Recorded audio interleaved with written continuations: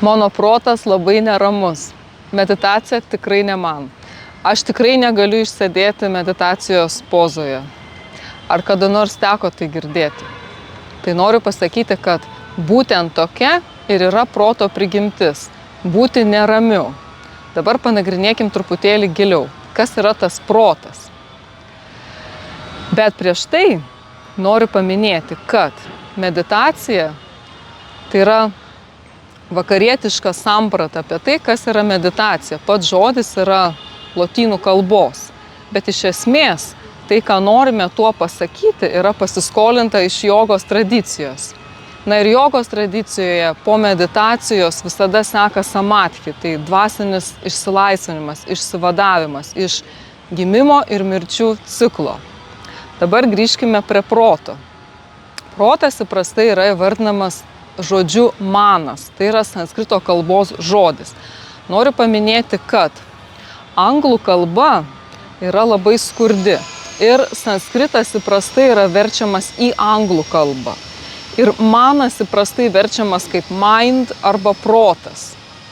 Tuo tarpu mes galime atrasti gerokai geresnių atitikmenų tiek lietuvių, tiek rusų kalboje, kurių dėka mes geriau suprasime sanskrito žodžius. Todėl, norint suprasti, kas iš tikrųjų yra ta meditacija, kas yra jogos filosofija, mums šiek tiek reikalingos sanskrito žinios ir mes turėtume stengtis medituoti, kontempliuoti tuos terminus, tokius kaip manas.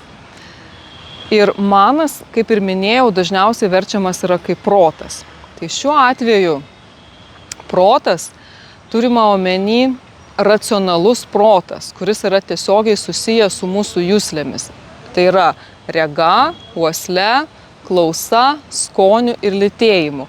Būtent šių juslių dėka mes gauname informaciją ir mūsų protas pateikia išvadą.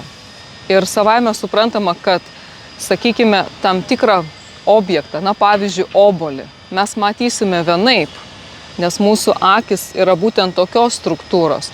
O pavyzdžiui, musė tą patį obuolį matys visiškai kitaip. Tai vėlgi klausimas, ką mes iš tikrųjų matome. Ar tai yra tai, ką mes matome?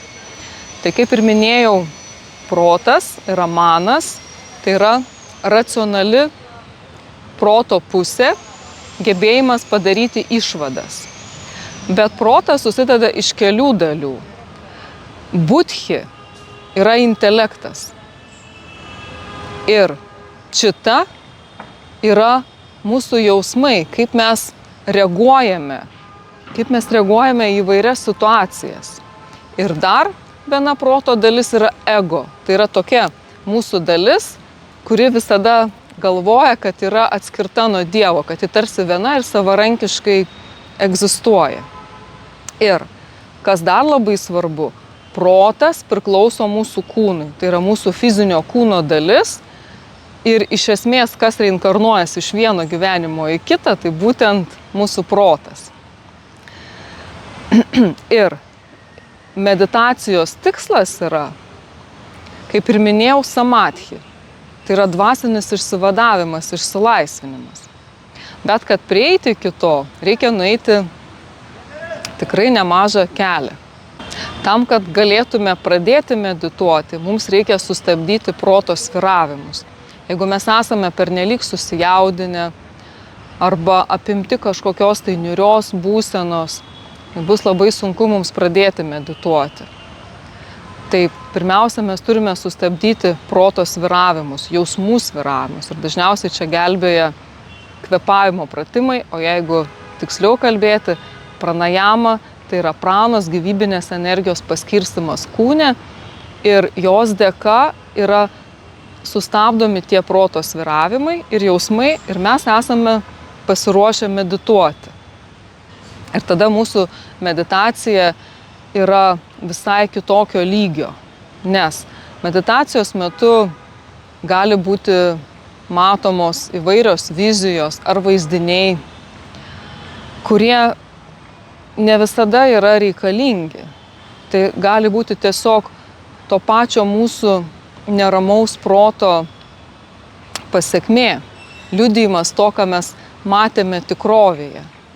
Ir tai iš tiesų te bus tik tai meditacijos imitacija. Mes įsivaizduosim, kad mes medituojame. Manau, kad tikrai ne vienam teko matyti nuotraukų, kai, pavyzdžiui, žmonės keliauja kažkur užsienį ir atradę gražią vietą gamtoje, atsisėda, sudeda rankas ar ne į mudrą ir jie taip rodo, kad jie medituoja. Tiksliau vaidina, kad medituoja. Tai jeigu mūsų protas neramus ir mes nežinome, kaip jį nuraminti, tai iš esmės, jeigu mes medituosime, tai greičiausiai nebus meditacija. Tai bus tiesiog mūsų meditacijos imitacija, įsivaizdavimas, kad mes medituojam. Na ir iš tikrųjų protas tikrai yra labai sudėtingas ir kaip matote, kaip ir minėjau, jisai susideda iš 4 dalių. Tai nėra taip paprasta tą protą nuraminti, bet įmanoma, žinant konkrečias technikas, kurios mus paruošia meditaciniai būsenai.